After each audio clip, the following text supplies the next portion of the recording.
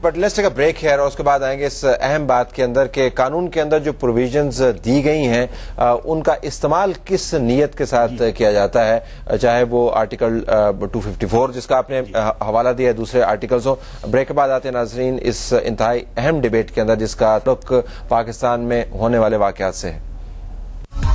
صرف اس میں یہ ویلیڈیشن اتنا ہی ہے کہ اگر اس کام کو کسی اس مقرر کردہ حد کو کرنے کے بعد کیا جائے تو وہ اس گراؤنڈ پر انویلڈ نہیں. کیا کہتا ہے وہ؟ یہ کہتا ہے یہ ہے کہ if a time is fixed for performance of an act under the constitution it will not be invalid solely on the ground that it is performed after that. It doesn't mean that کہ اس کو کوئی blanket ہے. I would very much appreciate جو justice Siddiqui صاحب نے یہ provision point out کیا ہے. Many people would not be aware of it. لیکن میں یہ سمجھتا ہوں کہ یہ پروویژن جو ہے it is in the nature of an indemnity close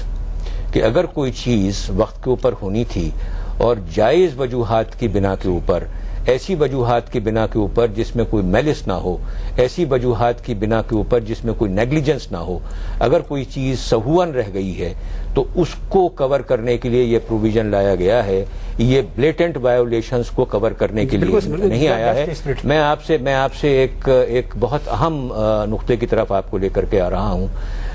اگر تو کانسٹیٹیوشن میں یہ پروویژن موجود ہے کہ اگر تو کسی ہائی کورٹ کے جج کو، اینڈ ہائی کورٹ جج انکلوڈ کرتا ہے ہائی کورٹ کا چیف جسٹس بھی، اگر اس کو سپریم کورٹ میں اپوائنٹ کیا جائے اور وہ سپریم کورٹ کے جج کی اوتھ نہ لے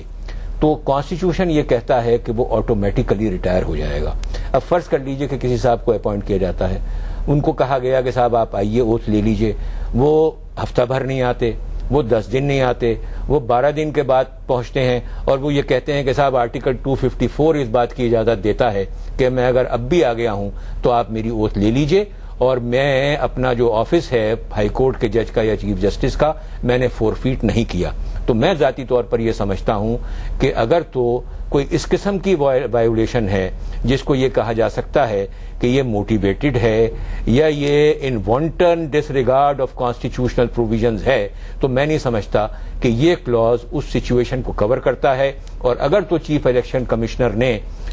جو ریکوائرڈ پیریڈ یا مدت موجود ہے قانون میں اس میں الیکٹرل رولز تیار نہیں کیے ہیں تو میں نہیں سمجھتا کہ ان کی اگر کوئی غلطی رہ گئی ہے، کوئی ڈیفالٹ رہ گئی ہے تو وہ ڈیفالٹ یہ پروویژن کور کرے گا. 254 کا یہ مقصد نہیں ہے کہ آپ کے بونا فائیڈی کام نہ کریں پھر کہیں گے جن سے میں اب چیز کی ڈیبیٹ آگے لے جیسا کہ انہوں نے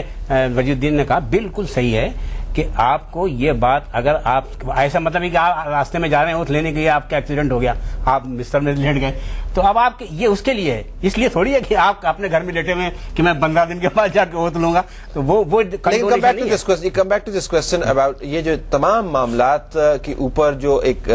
آئینی بحث شروع ہو گئی ہے، یہ اچھی بات. بالکل میں سمجھتا ہوں یہ جتنا ایجوکیشن 9 مارچ سے لے کے اب تک ہوئی ہے، میں سمجھتا ہوں خود ہم نے اتنی جس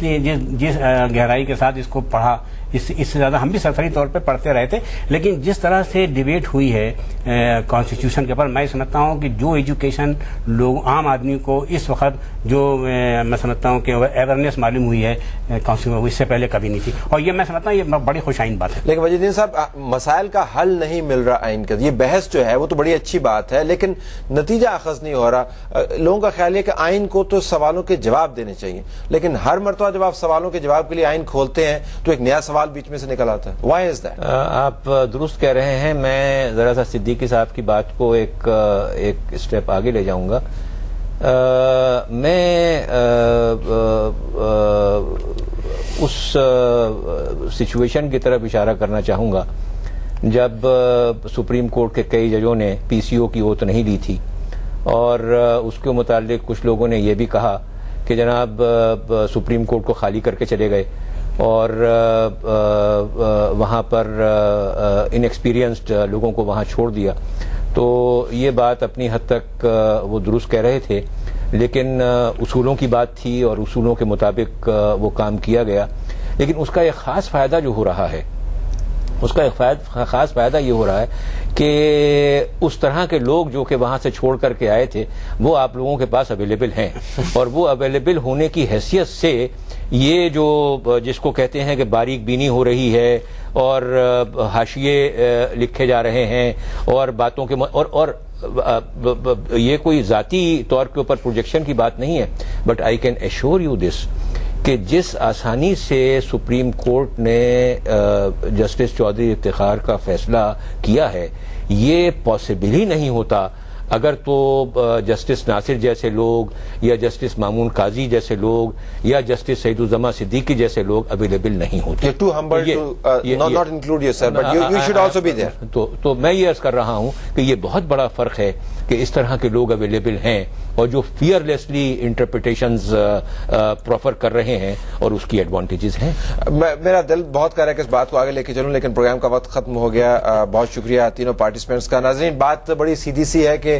دنیا کی اگر آپ تاریخ اٹھا کے دیکھیں تو کسی سویلائزیشن نے آئین اور قانون کے پیرائے سے باہر رہ کے ترقی نہیں کی، نہ اپنا زندگی کا نظام چلایا ہے، نہ ترقی کی ہے اور نہ ہی دنیا کی قوموں کے اندر اور تہذیبوں کے اندر نام کمایا ہے. اور آئین اور قانون کی جو پاسداری ہے اس کے پیچھے بنیادی محرک نیت کا ہے. اگر آپ کی نیت صاف ہے تو پھر قانون کے اندر پروویژنز بہت اچھی موجود ہیں اور قانون آپ کا ساتھ دیتے ہوئے نظر آتا ہے. اگر آپ کی نیت میں فطور ہے تو دنیا کا بڑے سے بڑا قانون اور آئین بھی لے آئیں، کہیں نہ کہیں جا کر دیوار کے ساتھ آپ لگ جاتے ہیں اور پھر آئین جو ہے وہ سہارا نہیں بنتا بلکہ ایک کمزوری کا باعث بھی بن سکتا ہے. تو جو بھی آئینی پروویژنز ہیں ان کو بنیادی طور پر نیت کے ساتھ منسلک کیا جاتا ہے. But that's a big question mark کہ نیت کو ایونچولی جج کون کرے گا. Thank you very much for being with us again. Talat Hussain کو اجازت دیجیے. اللہ حافظ.